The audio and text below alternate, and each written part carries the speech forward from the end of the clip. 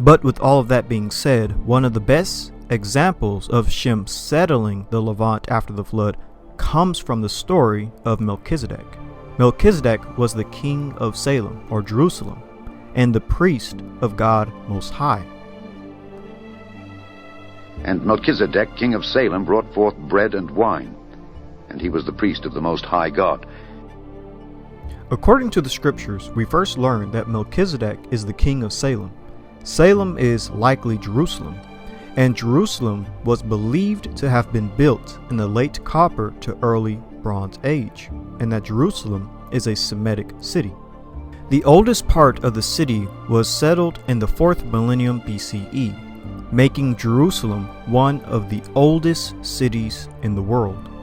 There, the Gihon Spring attracted shepherds who camped near the water between 6,000 and 7,000 years ago, leaving behind ceramics and flint artifacts during the Chalcolithic or Copper Age, circa 4,500 through 3,500 BCE. From Shiloh to Silwan, a visitor's guide. A short history of ancient Jerusalem. The first 3,000 years, 5,000 to 2,000 BCE. Near the spring that flowed down the slope of the hill and the stream at its base, shepherds would occasionally set up their camp with their flocks. Their presence is marked by ceramics and flint artifacts 6,000 through 7,000 years ago. Hundreds of years later, permanent houses began to be built, and about 5,000 years ago, 3000 BCE, the place had already become a small village whose residents used the natural caves in the side of the mountains for burial. And according to Haaretz, titled, "Why is Jerusalem called Jerusalem?" it reads, "Going by archaeological evidence found so far, Jerusalem was founded about 6,000 years ago, and it may have had roughly that name from the beginning." And according to Britannica, the earliest traces of human settlements in the city area found on a hill to the southeast are from the late Chalcolithic period, Copper Age, and the early Bronze Age, 3000 BCE. Excavations have revealed that a settlement existed on a site south of the Temple Mount, and a massive town wall was found just above the Gihon Spring, which determined the location of the ancient settlement. The name, known in its earliest form is Jerusalem, is probably of Western Semitic origin, and apparently means foundation of Shalom, God. A biblical narrative mentions the meeting of the Canaanite Melchizedek, said to be the king of Salem, Jerusalem, with the Hebrew patriarch Abraham. Some traditions even state that Melchizedek was either Shem or Eber. Personally, I don't agree with this interpretation, but this is a held tradition. In the Bible, Melchizedek was the king of Salem and priest of El Elyon, often translated as Most High God. He is first mentioned in Genesis chapter 14, verse 18 through 20, where he brings out bread and wine and then blesses Abraham and El Elyon. Chazalic literature, specifically Targum Jonathan, Targum Yerushalmi, and the Babylonian Talmud, presents the name as a nickname title for Shem. According to Chabad.org, titled "Who Named Jerusalem?" it reads, "An ancient tradition tells us that Melchizedek was actually one and the same as Shem, son of Noah, and that Shalom was none other than the very place that Abraham would eventually rename Yerum. So Shalom is the second half Yerum Shalom, Jerusalem." Now, another important factor to Melchizedek is that we learn that Melchizedek is the priest of God Most High. And Melchizedek, king of Salem, brought forth bread and wine, and he was the priest of the Most High God. And he blessed him, and said, "Blessed be Abram of the Most High God, possessor of heaven and earth, and blessed be the Most High God, which hath delivered thine enemies into thy hand." And he gave him tithes of all. Melchizedek is the priest of God Most High.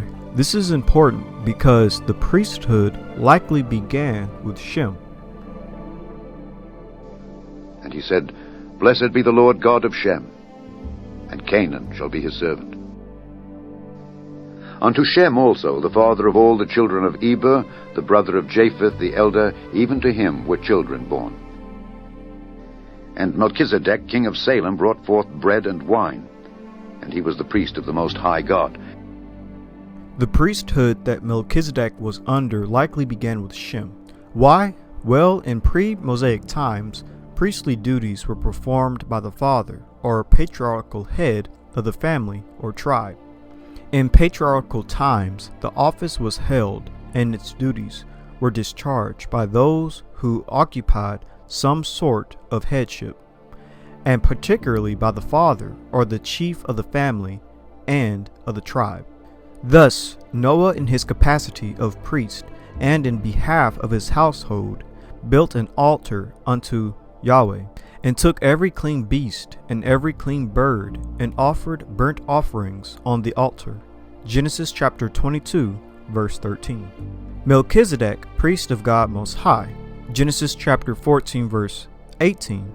Isaac built an altar there and called upon the name of Yahweh. Genesis chapter 26, verse 25. As did Jacob. Genesis chapter 33, verse 20. In these cases, priestly acts were performed by the patriarchs in their capacity as fathers of their family or head of clans.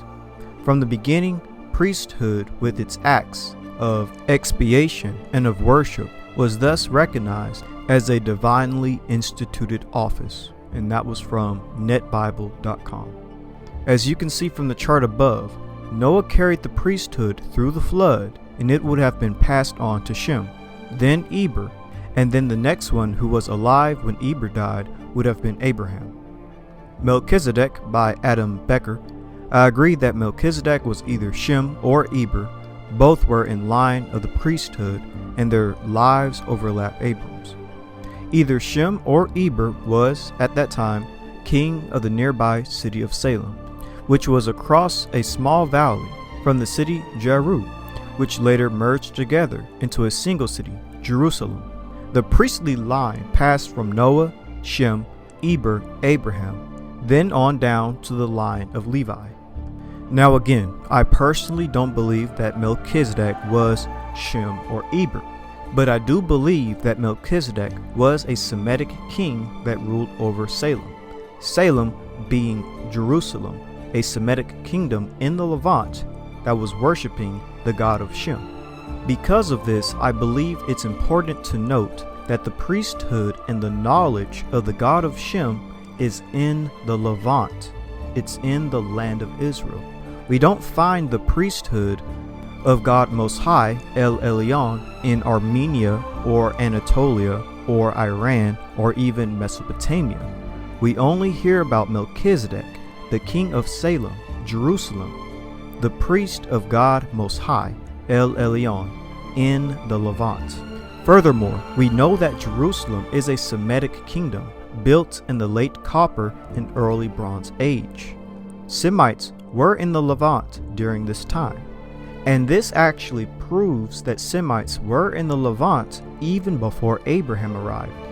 Abraham was not the first Semite in the Levant. Furthermore, why is the priesthood and the knowledge of the god of Shem in the Levant? Perhaps it's because Shem was the first to settle the Levant, and therefore that knowledge and the priesthood is in the Levant. This actually perfectly fits with archaeology, since we know that Semites expand from the Levant. Their homeland and origins is in the Levant, because Semites descend from the Natufians, who are also an ancient Levantine population, who would represent the best population as the early descendants of Shem. Everything is starting to come together now. As a matter of fact, tradition even states that Shem settled the Levant after the flood. This is why the story of Abraham is very interesting, because there are a few Semites in the land when he arrives. But that's because, according to tradition, the land of Shem was stolen by the Canaanites. So in a sense, Abraham is reclaiming stolen land, which belonged to Shem first. Abraham, Isaac, Jacob, the Israelites, and more importantly, the Most High are not thieves. They aren't stealing the land from the Canaanites. It's actually the Canaanites who stole the land first from Shem.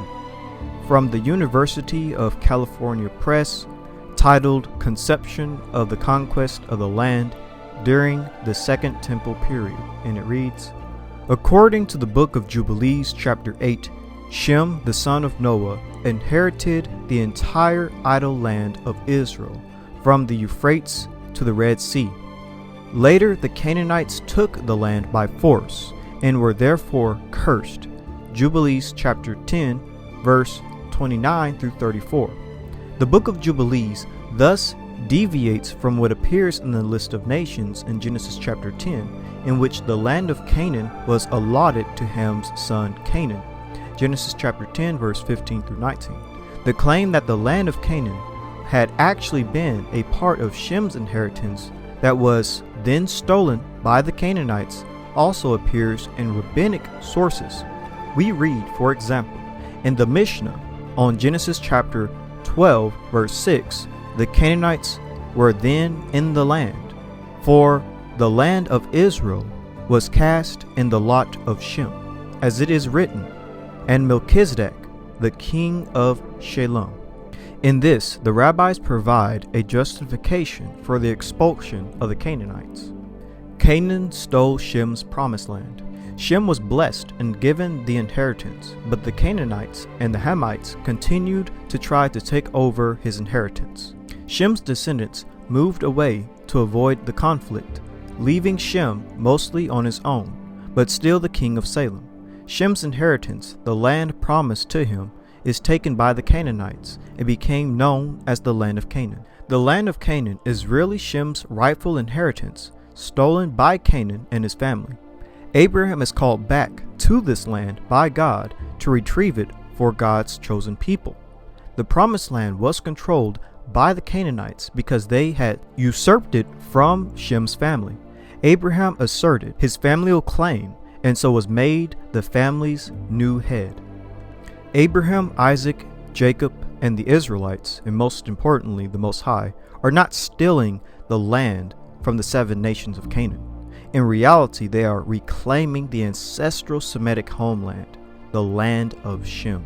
This is why we find the priesthood, God Most High, El Elyon, the God of Shem, Salem, Jerusalem, kingship, early Semitic language, early Semitic customs, the first agriculturalist, the first pastoralists, all within the land of the Levant.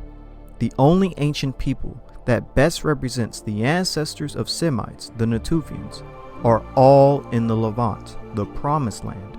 And I believe that there's very interesting symbolism behind this. The ancestors of Semites, Natufians, then Proto-Semites themselves, and the promised land. It's all within the Levant region. It all overlaps each other. It all parallels with one another. Shem settled the Levant first, before the Canaanites. This is why we find the Natufians there, and the Proto-Semites there who come from the Natufians, and then the Promised Land itself. And then Abraham is called to return back to the Promised Land and take it back from the Canaanites, because the Canaanites stole the ancestral homeland, the origin of Semites. In reality, the story of Abraham, Isaac, and Jacob and the Israelites is a redemption arc. They are coming back to reclaim their land, the land of their ancestors. This one Semitic family from the lineage of Shem was chosen to do this act.